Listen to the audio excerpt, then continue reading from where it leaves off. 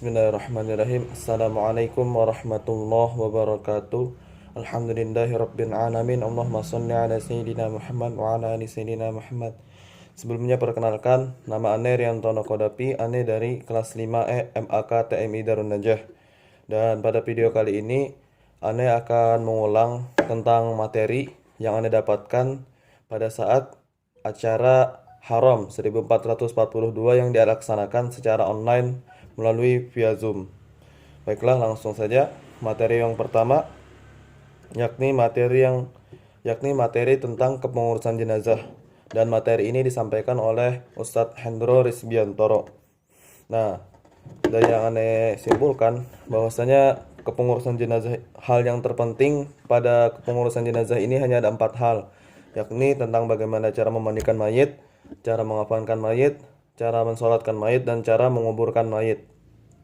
Dan 4 hal tersebut hukumnya adalah fardu kifayah. Yang dimaksud dengan fardu kifayah ini adalah jika seandainya di suatu daerah ada yang meninggal, maka tidak ada yang mengurusi mayit tersebut, maka satu daerah tersebut akan mendapat dosa. Akan tetapi jika ada satu orang atau beberapa orang yang mengurusi mayit tersebut, maka sisa orang yang ada di daerah tersebut tidak lagi berkewajiban untuk mengurus si mayit.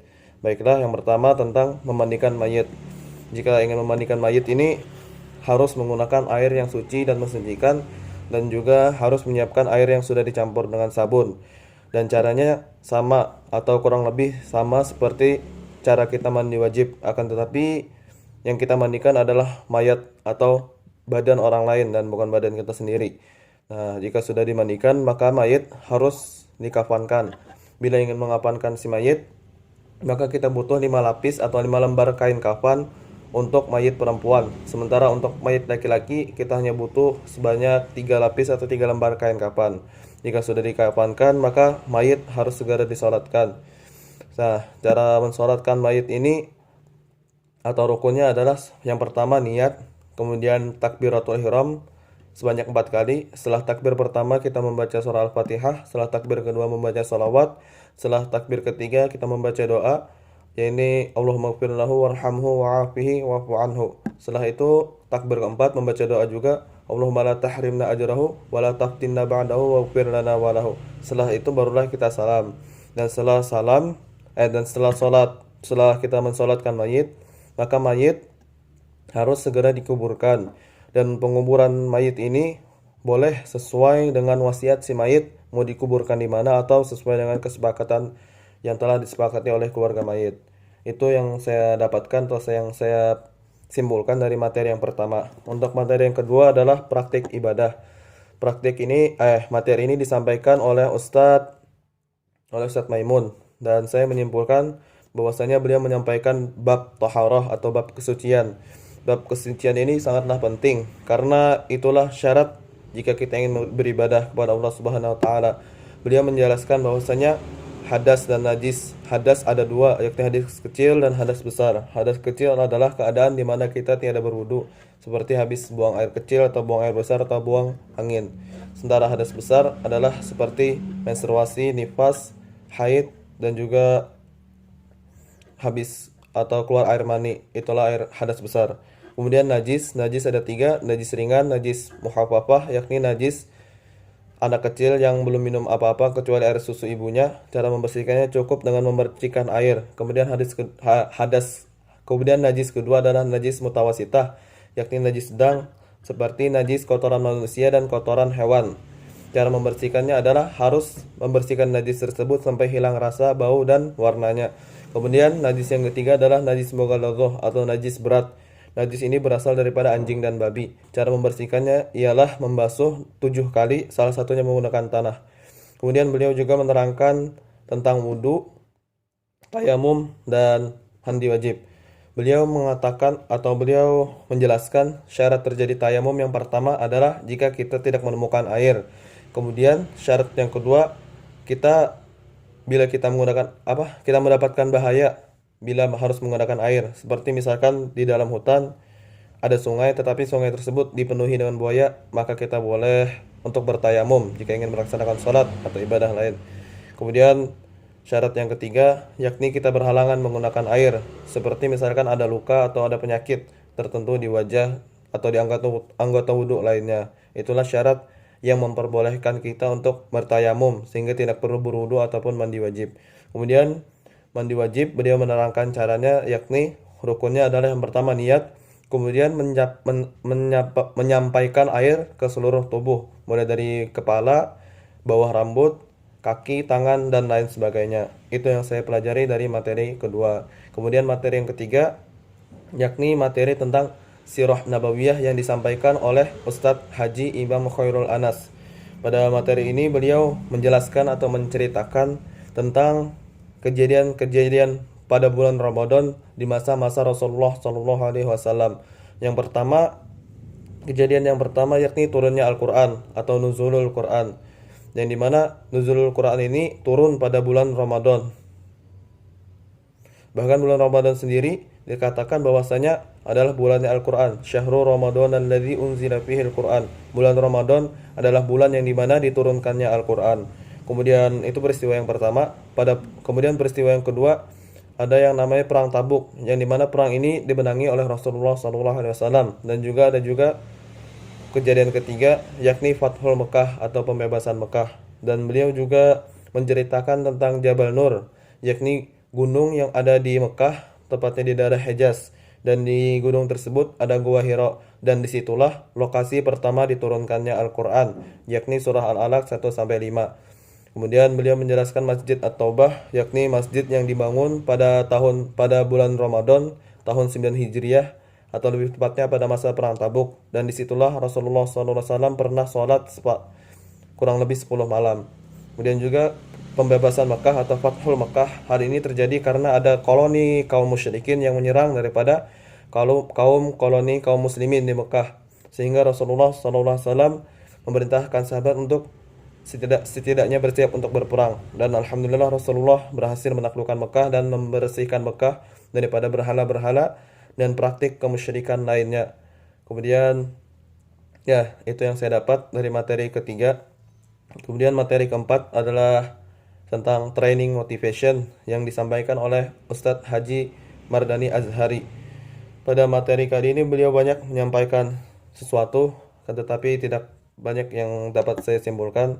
Kurang lebih beliau mengatakan bahwasanya jika kita ingin sukses, maka kita harus memiliki motivasi dalam hidup kita. Karena tidak ada orang besar atau orang sukses di muka bumi ini yang mampu mencapai keberhasilan tanpa memiliki motivasi.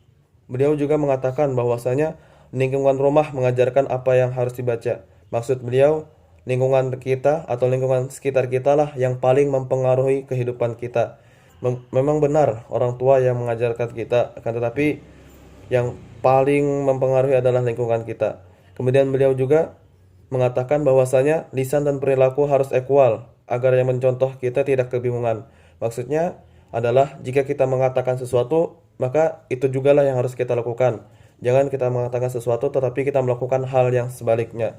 Kemudian beliau juga mengatakan bahwasanya motivasi terbesar adalah motivasi yang terlahir dari sejarah atau riwayat-riwayat kehidupan, seperti sejarah bangsa Indonesia yang pernah dijajah, dan dari situlah lahir motivasi untuk merdeka. Maksud beliau seperti itu.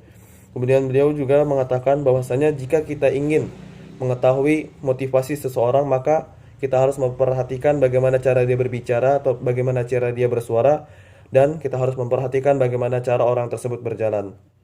Kemudian juga beliau mengatakan bahwasanya kita juga harus bisa memotivasi orang lain. Bagaimana caranya? Caranya adalah dengan menunjukkan sifat positif kepada orang lain, dan juga kita harus bisa menunjukkan keberpihakan karena orang lain selalu ingin dibela dan selalu ingin didukung.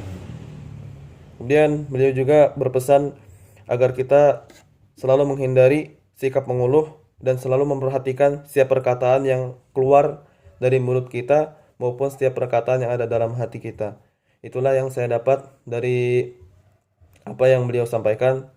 Oh ya, beliau juga mengatakan bahwasanya motivasi, kelembutan, kasih sayang, dan dukungan adalah kiat-kiat yang harus dibangun bila kita semua ingin sukses.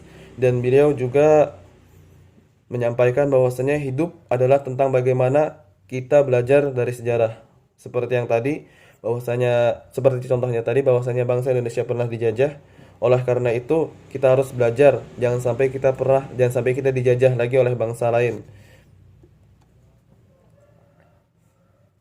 Ya, kurang lebih itu yang saya pelajari atau yang saya dapat dari materi keempat, yakni tentang training motivation yang disampaikan oleh Ustadz Haji Mardani Azhari. Kemudian materi yang terakhir, yakni materi tentang isu-isu kontemporer, paham liberal,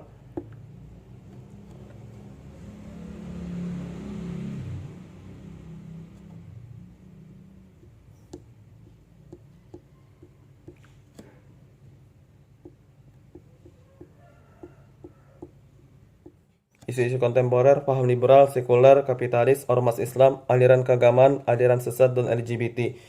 Dan materi kali ini disampaikan oleh Ustadz Miftah Ahmad. Dari materi ini saya menyimpulkan bahwasanya isu-isu seperti tadi, yakni paham liberal, sekuler, kapitalis, ormas Islam, aliran keagamaan, aliran sesat, dan LGBT itu terlahir karena berasal daripada perang pikiran, yang dimana perang pikiran ini jauh lebih berbahaya daripada perang fisik atau perang secara langsung.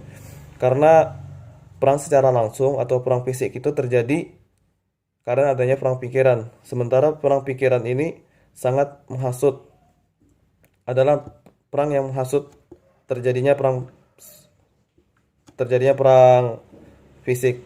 Ustadz Miftah menyampaikan pada kesempatan kali itu bahwasanya perang pemikiran akan menjadikan krisis moral, dan juga Ustadz Miftah berkata bahwasanya ketika terjadi perang pemikiran maka akan banyak orang yang bersikap netral karena takut dicap sebagai radikal. Kemudian juga Ustadz Miftah mengatakan bahwasanya kebohongan atau hoax yang diucapkan oleh lembaga yang memiliki otoritas dan kebohongan tersebut dikatakan atau diulang-ulang, maka hal itu akan menjadi kebenaran. Dan kebenaran yang mutlak adalah kebenaran yang sudah pasti benar dan tidak mungkin salah. Dan seringkali kebenaran mutlak ini ditolak secara mentah-mentah. Dan juga beliau menjelaskan tentang orientalisme. Orientalisme adalah orang barat yang mempelajari budaya timur atau orang barat yang mempelajari budaya Islam, dan orang tersebut berupaya atau berniat menghancurkan Islam dari dalam. Ya, kemungkinan itu saja yang dapat saya sampaikan. Kurang lebihnya mohon maaf. Assalamualaikum warahmatullahi wabarakatuh.